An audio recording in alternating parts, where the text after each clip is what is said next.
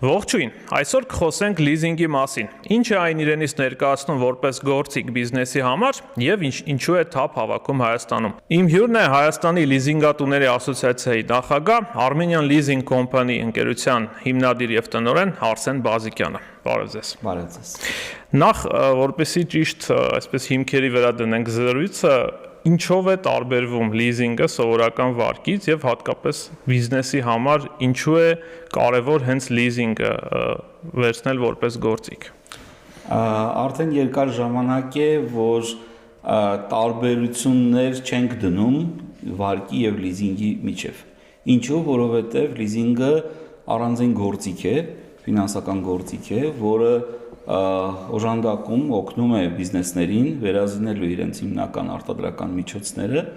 և իր կառուցվածքը մի փոքր այլ է, քան ցանկացած այլ ֆինանսական գործիք։ Եթե ֆինանսական այլ գործիքներում մենք ունենք միայն օրինակ վարկատու և վարկառու, լիզինգային բիզնեսում մենք ունենք նաև մատակարար, ապահովագրող, տրանսպորտային ընկերություն և այլ մասնակիցներ։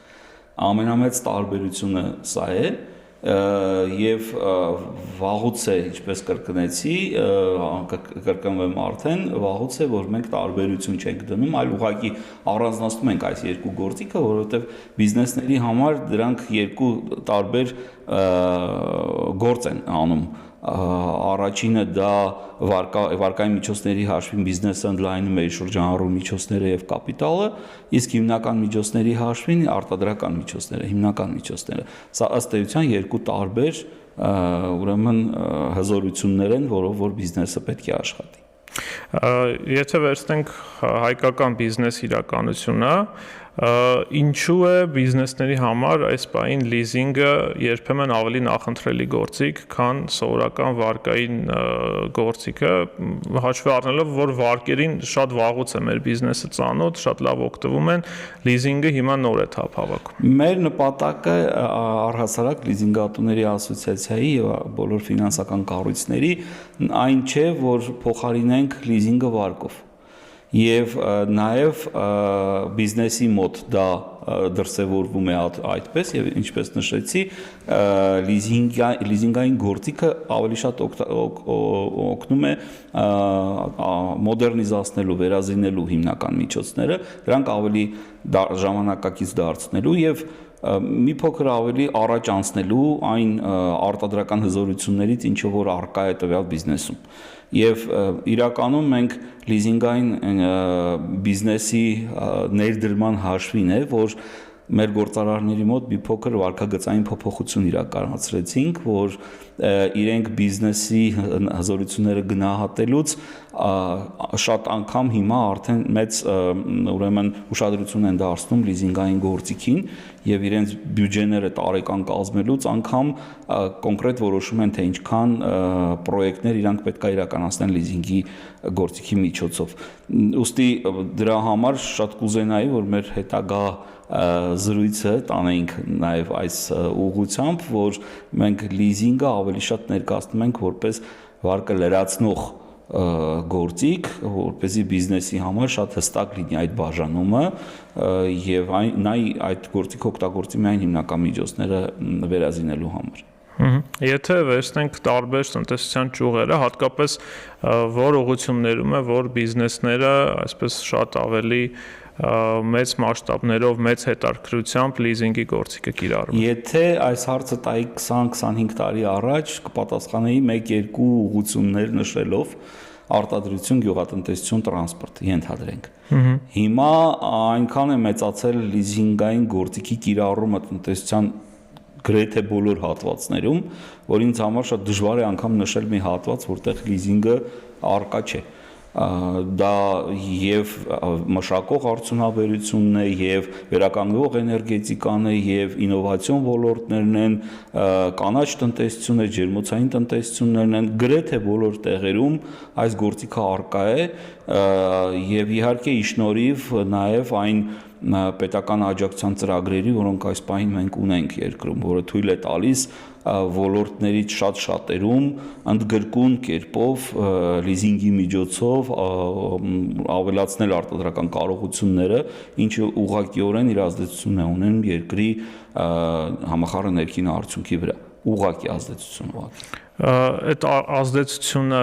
ինչ այսպես ցուցանիշներով է երևում, ինչպես կարելի է չափելի։ Եկեք համեմատենք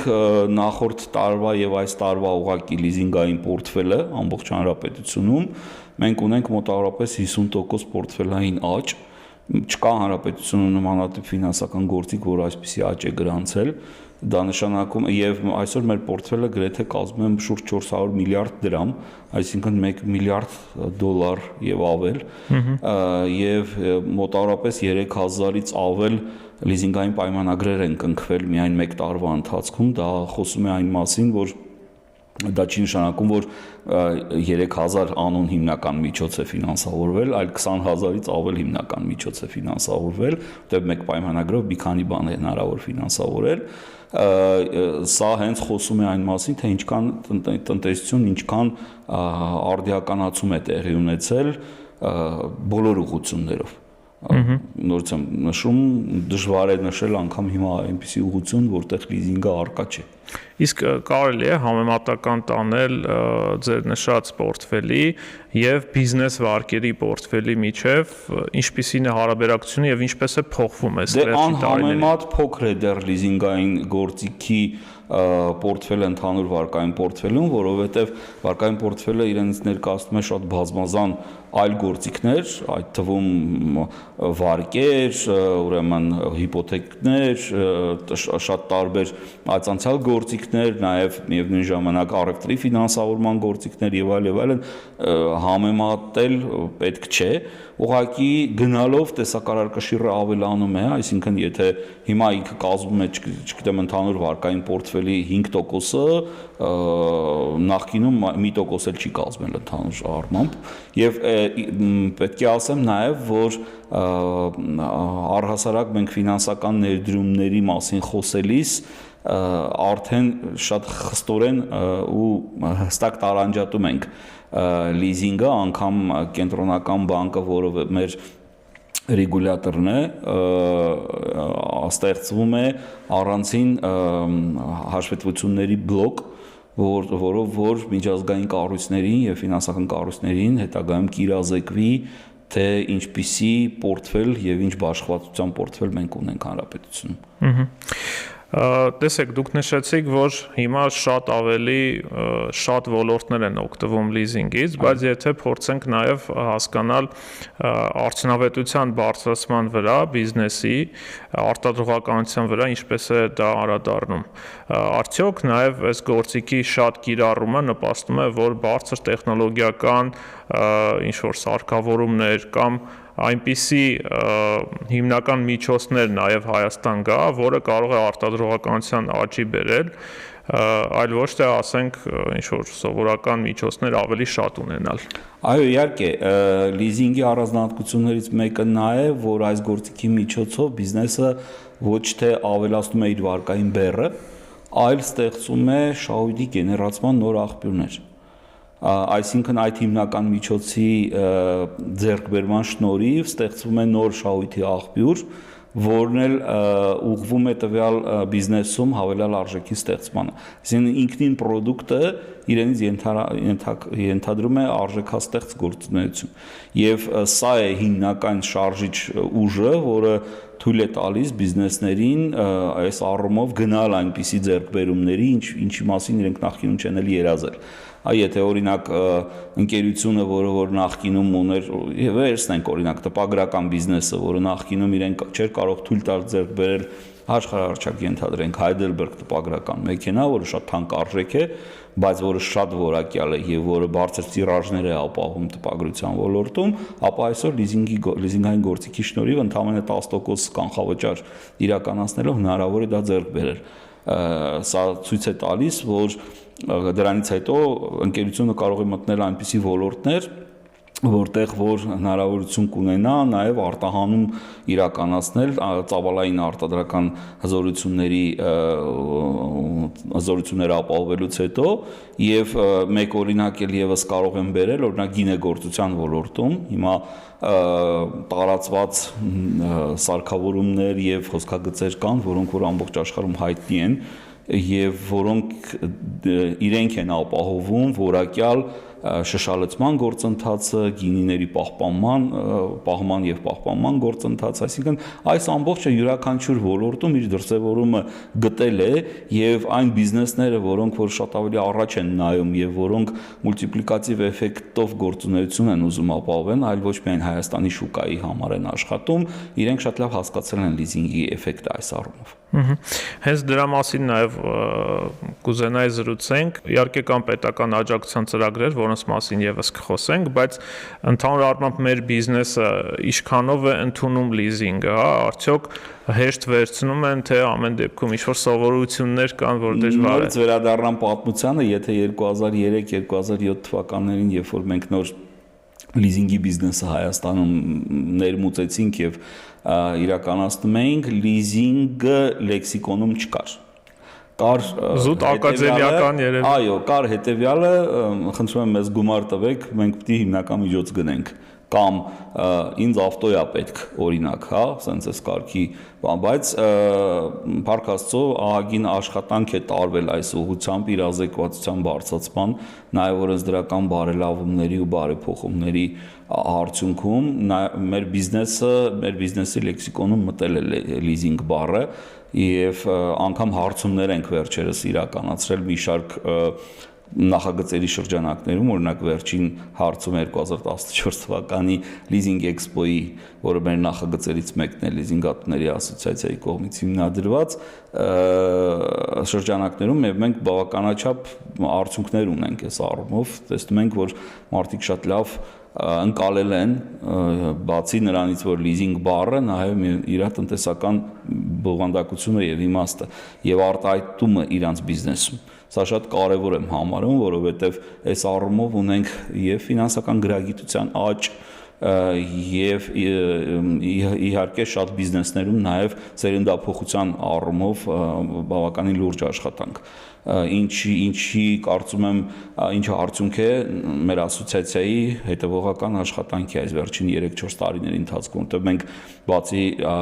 բացի օրինակ նույն այդ Leasing Expo-ն իրականացրել ենք նաեւ մի շարք տրեյնինգներ եւ ֆինանսական ոլորտի մասնագետների համար եւ հիմա նաեւ սկսում ենք նաեւ տրեյնինգների շարք,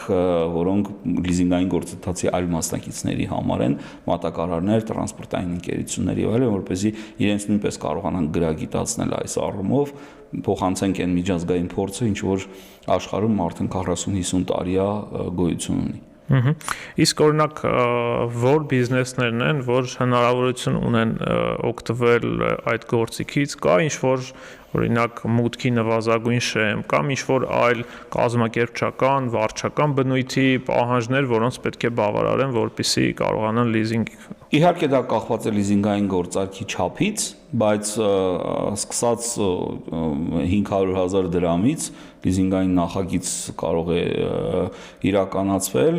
օրինակ դա, չգիտեմ, մի հատ փոքրիկ գյուղատնտեսական գործիքից սկսած մինչև շատ ծանր արդյունաբերական հոսքագիծ, որը մի քանի միլիոն դոլար արժե, այստեղ հարցը ծավալների մեջ է եւ մենք բնականաբար մեր ֆինանսական կառույցները նույնպես այսօր ունեն մշակած գործիքներ եւ մոտեցումներ, որոնք հնարավորություն են տալիս գնահատել յուրաքանչյուր ծրագրի էֆեկտը։ Շատ ֆինանսական կառույցներում, օրինակ նույն հենց Armenian Leasing ընկերությունը, որի ղեկավարն եմ ես, մեզ մոտ դրված է մի այսպիսի հստակ չափորոշիչ։ Մենք չենք ֆինանսավորում այն кейսերը, որտեղ արժեք ստեղծող գործունեություն չկա։ Այսինքն եթե այդտեղ պետքա լինի տվյալ հաճախորդի համար նոր շահույթի աղբյուր եւ այդտեղ պետքա ստեղծվի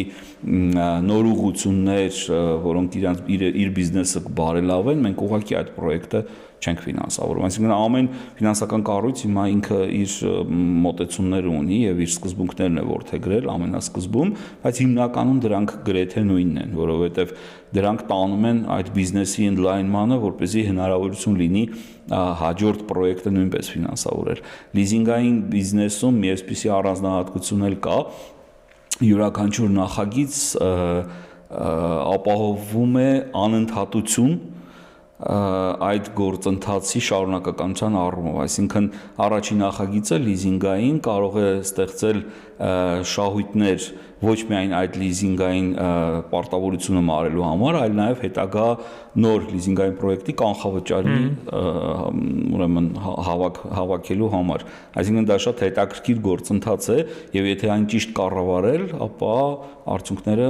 հաստատ դրական են լինելու։ Անդրադառնանք նաև պետական աջակցության ծրագրերին, ինչ ծրագրեր են եւ ինչ իրական առավելություն են տալիս, որ ավելի գրավիչ է դարձնում լիզինգը բիզնեսների համար։ Այսօր հանրապետությունում գոյություն ունի 3 պետական աջակցության ծրագրեր հենց լիզինգի ուղղությամբ։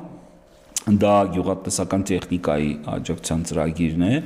ագրոպարենային ոլորտի սարքավորումների լիզինգի պետական աջակցության ծրագիրը եւ ամենամեծ ծրագիրը տնտեսության արդիականացման ծրագիրը։ Սրանցից յուրաքանչյուրը ունի կոնկրետ նպատակ եւ այս ծրագրերից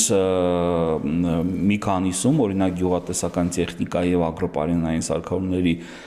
լիզինգի աջակցության ծրագրով ուրեմն հզորացվում են ֆերմերային տնտեսությունների գյուղատնտեսական պարկը, ինչպես նաև այն ագրովերամշակողների հիմնական միջոցները, որոնք որ օգտագործում են դրանք իրենց տնտեսություններում պահածոների արտադրության, գինեգործության, տարբեր ուղղությունների վրա, որտեղ պետության կողմից ունեն աջակցություն 10-ից 14%-ի չափով, տարեկան տոկոսադրույքի չափով եւ արդյունքում 0-ից 2% տարեկան տոկոսադրույքով հնարավոր է ֆինանսավորում ստանալ այս երկու ծրագրերի ուղղությամբ, այսինքն այստեղ էական բարձր է պետական սուբսիդավորման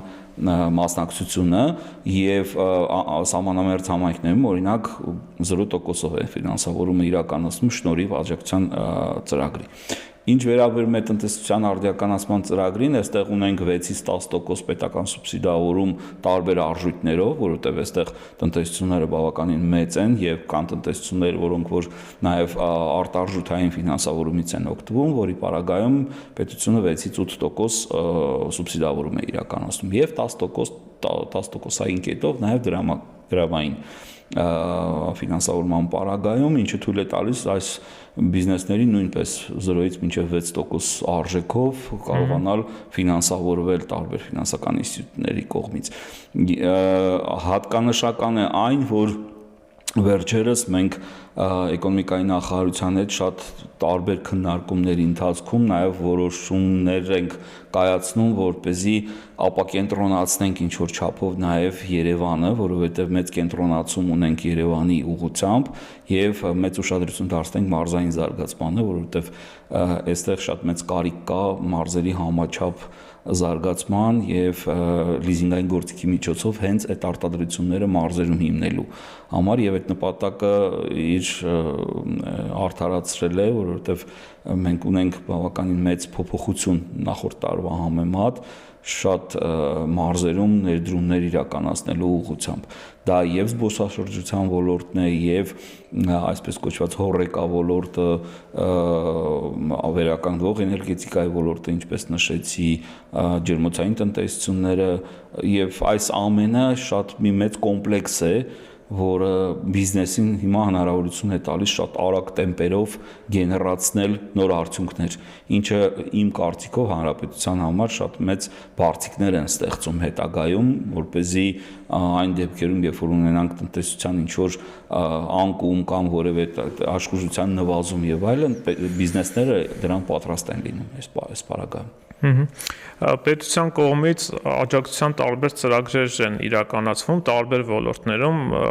այսպես մեծ աղմուկ հանածներից մեկը երևի թե անշարժ գույքի ոլորտում հիպոթեկային վարկի եկամտային հարկի վերադարձի ծրագիրն է, բայց հիմա երբ Երևանում այն արդեն ավարտվել է, շուկայում որոշակի անորոշություն է եւ պարզ չէ թե հետո ինչ է լինելու շուկայի հաջորդ օրը, ինչ իրավիճակ է լիզինգի շուկայում, արդյոք պետական աջակցության ծրագրի հաշվին է, որ այն հիմնականում աշխույժ է եւ ինչ կլինի, եթե այդ ծրագրերը ինչ որ մի պահի դադարեցվեն։ Ինչ խոսք աշխուժությունը շատ մեծ է պետական աջակցության ծրագրերի հաշվին, որտեղ ինքներդ եք հասկանում ունենալ այդպիսի ֆինանսավորման հնարավորություն մեր բիզնեսները երբևէ չեն տեսել եւ իրենք այսօր շատ լավ դրանից օգտվում են։ Բնական է պորտֆելը աճել է հիմնականում մոտավորապես 60-ից 70%-ի չափով հենց այդ ծրագրերի շնորհիվ։ Բայց եւ ասոցիացիայի անդամ կառույցների եւ ոչ անդամ կառույցների կողմից տարվում են աշխատանքներ, որպեսզի ֆինանսական կառույցներում անպայման լինեն նաեւ առանց սուբսիդավորման ծրագրերի պրոդուկտներ, որոնք հնարավորություն կտան այն դեպքում, երբ սուբսիդավորումը ինքներս ենք շատ լավ հասկանում, որ ժամանակավոր գործընթաց է եւ այն ժամանակավոր է տեմպ տալիս տնտեսության զարգացմանը, բնական է, որ աջակցությունը կարող է վերջ ունենալ մի օր եւ մենք պետքա պատրաստ լինենք դրան։ Այսինքն բիզնեսները այս առումով նույնպես դա գիտակցում են եւ ամեն տարի գրեթե մենք փորձում ենք այնպես անել, որպեսզի մեր բիզնեսները նույնպես հետագայում պատրաստ լինեն դրան, որպեսզի շատ մեծ, այսպես ասած, անկում չգրանցվի, ոչ էլ մեծ հարվածներ լինեն, որովհետև, չգիտեմ, 4% տարեկան տոկոսադրույքից վերադարձանք 14%-ի, հա, ինչ որ նախկինում ունեցել ենք, բայց պիտի նաև շատ լավ գիտակցենք, որ ժամանակին հնարավորությունները տվել են եւ մենք այդ հզորությունները ակտիվացրել ենք։ Հիմա մեկ այլ ուղղությունների մասին պետք է մտածենք, օրինակ ես շատ առիթ օգտագործելով ուզում եմ նշեմ նաև այն օրենսդրական բարեփոխումները, որը վերջերս մենք իրականացրեցինք, որի միջոցով լիզինգի տարբեր տեսակներ կան Հայաստանում, որ հիմա կարող են զարգանալ եւ դրանցից ընդամենը մեկն է հիմա որ պետական աջակցության ծրագրի միջոցով է ուրեմն թափ հավաքում, մնացածները հնարավորություն ունեն առանց դրա զարգանալու եւ այդ լիզինգային տեսակներից են ենթալիզինգը, երկրորդային լիզինգը, առանց սեփականության իրավունքի փոխանցման լիզինգը, հետադարձ լիզինգը, այսինքն այս ամբողջը հնարավորություն է տալիս գործիքակազմը լավ հարստացնելու եւ ինչպես նշեցի, անպայման ինչ որ բարձիկներ ստեղծելու հետագայում, որպեսզի այդ ցնցումը շատ մեծ չլինի։ Կան ինչ-որ վերլուծություններ կամ գնահատականներ ոչ թե կոնկրետ լիզինգի շուկայի չափերի վերաբերյալ, այլ այս պետական աջակցության ծրագրերի տված տնտեսական էֆեկտների վերաբերյալ։ Հա, իհարկե, անգամ դրանք յուրաքանչյուր նախագծի ուրեմն գծով են իրականացվում եւ որտեվ եթե ուշադրություն դարձնեք, շատ հիմա ֆինանսական կառույցներ իրենք նախագծերը առաջ եւ հետո անպայման ներկայացնում են։ Եվ այդտեղ չունենք մենք որևէ իրականացված նախագիծ, որտեղ 30-40%-ի չափով աճ այդ բիզնեսը գրանցում ունեցած չլինի զուտ լիզինգային գործիքի ներդրման շնորհիվ։ Անգամ միջազգային ֆինանսական կառույցներից կան չափելիության գործիքներ, օրինակ ենթադրենք վերականգնվող էներգետիկայի ոլորտում, երբ որ այդ հյուրանոցը ենթադրենք արևային կայան է տեղադրել, ինչքանով է կարողացել իր ծախսերը կրճատել եւ ինչքանով է իր համար ապագա հնարավոր առանց լրացուցիչ ծախսերի էլեկտրաէներգիայի ուրեմն արկայություն ապահովել։ Դա հենց սա է չափիչ ամենակարևոր գործիքը, ինչը որ օրինակ նույն այդ միջազգային կառույցները պահանջում են, որպեսզի ֆինանսական ընկերությունները դա ներկայացնեն ամեն մի պրոյեկտը առանցին։ Դա վերաբերվում է նաև օրինակ, չգիտեմ, բարձր ծավալի ածխաջրերի կամ չգիտեմ CO2-ի արտանետմանը, որը որ նույնպես շրջակա միջավայրի պահպանությանն է, այստեղ մենակ ֆինանսական հետ օգուտին պետքա չնայենք, այլ նաև այն, որ Նախ հիմա բեռնատար էլեկտրոմոբիլների օգտագործումը Հայաստանում հնարավորություն է տալիս շրջակա միջավայրը ավելի մաքուր պահել եւ հենց բեռնատար էլեկտրոմոբիլների ֆինանսավորման գծով մենք պետական աջակցություն ունենք։ Եվս մեկ կարևոր օղակ կա լիզինգի process-ում, օրինակ նույն ֆինանսական համակարգը Հայաստանում բավականին կայացած է եւ պատրաստ էր այսպես նոր հնարավորությունը վերցնել, իսկ ինչքանով էր պատրաստ երրորդ կողմը, որը մատակարար կողմն է, այդ մասով ինչ իրավիճակ։ Շատ լավն է հարցը, որովհետեւ այո, մենք մատակարար ընկերություններին, ինչպես նշեցի, նույնպես կրթելու մեր վրա առաքելություն ունենք, մատակարար ընկերությունները 2003-2005 թվականին ընդամենը 5-6-ն էին ամբողջ հանրապետությունով, իրանք այսօր 700-800 ընկերություն են մոտավորապես տարբեր ոլորտները ներկայացնող, իրենք նույնպես զարգացել եւ կրթվել են։ Սա շատ կարևոր եմ համարում նաեւ այն տեսանկյունից, որ նաեւ ստեղծվել են հիմնական միջոցներ արտադրող տեղական մատակարարներ, որը շատ կարևոր է եւ այս տարի օրինակ մենք Leasing Expo-ի ժամանակ ունենք մի հարթակ, ասենց մի ուղղություն, որտեղ միայն տեղական հիմնական միջոցներ արտադրողներն են արկա եւ դա հենց ցույց է տալիս, որ մատակարարները իրենք նույնպես աճել են, լիզինգային գործիքը իրենց համար նույնպես դարել է վաճառքների ծավալի ընդլայնման աղբյուր, նոր շուկաներ վերցնելու աղբյուր, նաև այդ ընկերությունները շատ լավ հասկանում են լիզինգային գործիքի դերը հենց իրենց բիզնեսի զարգացման մեջ։ Էքսպոյի շրջանակներում ունենք ընկերություններ, որոնք արդեն լուրջ հայտ են ներկայացնում նաև միջազգային շատ բրենդների, օրինակ պահածոների արտադրության ոլորտում կամ ենթադրենք գինեգործության ոլորտում։ Շատ աշխարհարչակ անվանումը չտամ բուլղարական ընկերությունը, որը այս պահին ապահովում է գինու պահամանների աշխարհի մոտավորապես 30-40%-ը եւ նաեւ մեծ ընդգրկվածություն ունի Հայաստանում, այսօր հայկական ընկերություններից մի քանիսը ավելի լավ արտադրանք են թողարկում, ավելի լավ հիմնական միջոցներ եւ պահամաններ են թողարկում, քան իրենց չեն գերազանցում միգուցե, բայց հաստատ մտածելու տեղ տալիս են եւ մեր բիզնեսները նախընտրությունը տալիս են հայկական արտադրությանը։ Եվ դուք ստեղծել եք նաև հարթակ, որտեղ բոլոր այս կողմերը հավաքվում են, ծանոթանում են, ձեռք են բերում այսպես բիզնես կապեր, ինչու ոչ նաև գիտելիք։ Խնդրեմ մի փոքր այս տարվա Leasing Expo-ի մասին, ինչ է սպասվում, ինչ նորություններ կան եւ ամեն մի մասնակից կողմ ինչ կարող է վերցնել Leasing Expo-ից։ Շատ լավ, այս ինչպես նշեցիք, սա արդեն 3-րդ տարին է, որ մենք իրականացնում ենք այս նախագիծը, ինքը ասոցիացիայի ամենահաջողված նախագծերից մեկն է իմ կարծիքով, որովհետև տարվա համեմատությամբ մենք ունենք եթե մասնակիցների կառույցների, մատակարար ընկերությունների եւ թե ֆինանսական կառույցների աճ, թե նաեւ այցելուների աճ։ Եվ նախորդ 2 տարիների ընթացքում կարողացանք չափել ինչ որտեղ նաև թե ինչ ծավալի գործարքներ իրականացվեցին այս նախորդ 2 տարիների ընթացքում, ինչի վրա հիմնվեցինք, երբ որ 3-րդ տարվա կոնցեպտը մշակում էինք Big Project-ի հետ, մեր կազմակերպիչի հետ, եւ խնդիր դրվեց անպայման, որ այս տարի ավելի բազմազան ուղղություններ պետքա պարտադիր ունենանք եւ ինչպես նշեցի, այդ ուղղություններից մեկը հենց հայկական արտադրությունները պետքա լինեն։ Միևնույն ժամանակ նաև խնդիր դրեցինք, որ էքսպոյի ժամանակ նաև մենք կրթական 2 ֆորում ենք անպայման պարտադիր ունենալու եւ այդ ֆորումներից մեկը կոչվում է օրինակ լիզինգը սկսնակ բիզնեսների համար, ինչ է պետք լիզինգը բիզնեսում օգտագործելու համար, շատ հետաքրքիր ֆորում է, հրավիրում եմ գրանցման եւ մասնակցության, եւ երկրորդը բնօգտագործման նախարարության հետ կանաչ ֆինանսավորման մասին, որտեղ լիզինգը նույնպես իր ուրույն դերը ունի, սա է նորություններից մեկը։ Մյուս նորությունը այն է, որ մեր մատակարար